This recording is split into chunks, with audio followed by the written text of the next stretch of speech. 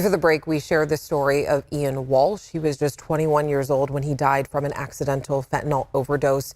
And I sat down with his mom, who believes that she could have saved her son had she known what to look for. And there's a powerful tool that could have saved Ian's life: Narcan. It's a medication that can reverse potentially fatal opioid overdoses, and it was recently approved for over-the-counter use by the FDA. So I sat down with the doctor to learn the signs of an overdose and how to use Narcan to save a life. On a daily basis, we see multiple opiate overdoses come into the ER. Overdoses can look very different depending on the drug. For central nervous system depressants, things like opiates, alcohol, benzos, those can all look very similar, and those all look like the person is sleeping.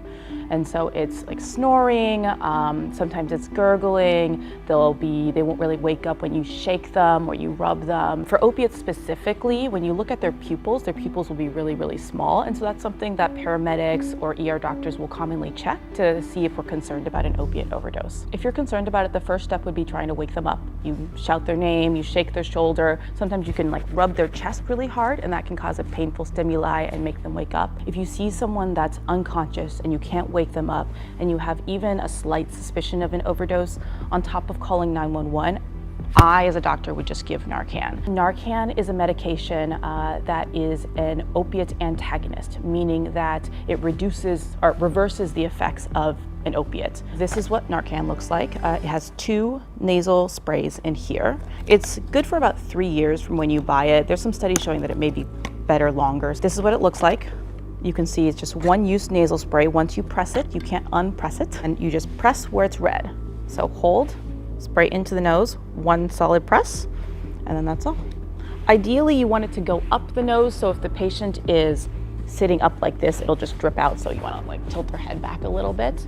That's really the only consideration, but it takes a couple seconds for it to work in, so make sure you call 911, monitor them, and there's a second one in case you need to use it. There's no effect. You use it again in 2 to 5 minutes. If it does nothing, then it helps you understand that maybe opiates aren't the underlying problem and they need more medical care, but it's not going to cause any harm to the patient themselves. When someone overdoses from an opiate, even if we save their life with Narcan, they're still at a risk for overdosing. About 20% of those overdoses happen within the next 30 days, so they're concentrated in a short time span, and then 20% of those also happen within the next 48 hours. So even after you save someone from an overdose, it's really important to address the underlying problem of whatever caused them to overdose. And whenever you use something new, any sort of new medication, there's always concern, right? It's something unfamiliar to you. And this is one of the safest medications that exists. And so I think it's really important that everyone have it somewhere on hand if you're concerned about anyone around you possibly ever having an opiate overdose. And again, Narcan can reverse an overdose from opioids. That includes drugs like heroin, fentanyl, and prescription drugs like oxycodone.